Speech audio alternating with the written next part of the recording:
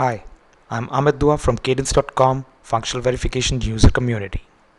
I would like to do a demo and talk about the irun utility in Incisive Simulator that allows the users to run simulation with a simple and consistent use model.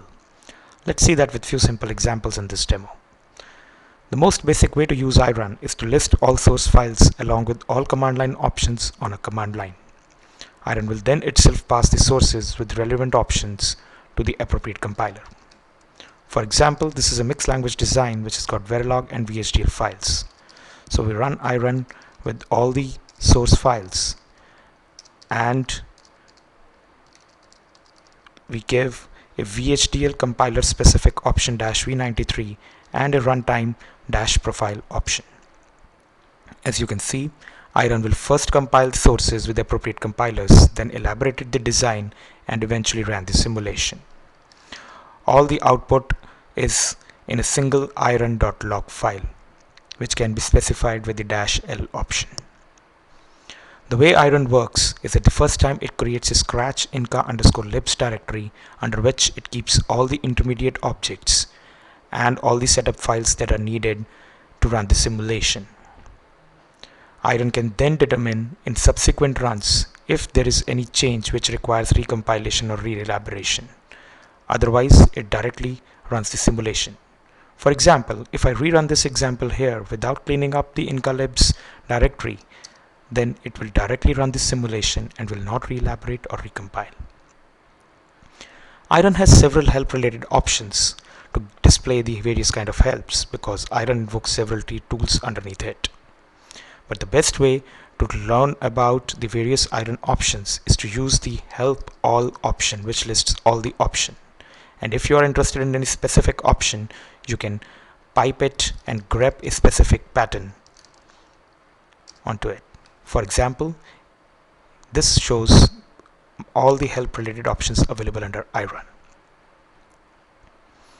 Irun is most useful in simulating complex environments that involve multiple languages, which earlier required several steps to run the simulation. Let's take another example that involves a Verilog VHDL DUT, which is verified using an e-verification language. Again, in this case, irun needs to simply get all the source files along with the other relevant options. In the case the design top is VHDL, the top has to be explicitly specified. As you can see, first the E files will be compiled by the specmin compiler sncompile_sh. Then the VHDL and Verilog DUT files will be compiled.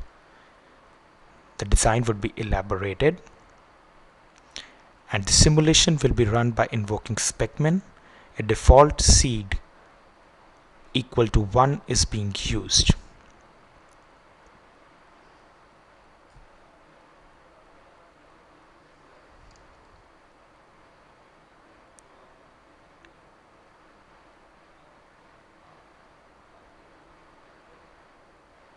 As you can see, the simulation is run.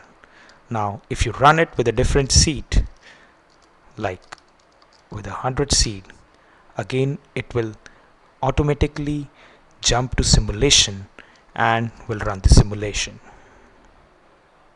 So you can see in this example, what typically requires 5 to 7 steps to run with other simulators or with the earlier model without irun can now be done in a single step. The earlier model would require something that needs to compile all the E sources first, followed by generating the stub files, then compiling the DUT along with the stub files with the respective parsers before elaborating, and then finally simulating the design. All this is now achieved with a one single step of irun. I hope you enjoyed this presentation. Thank you.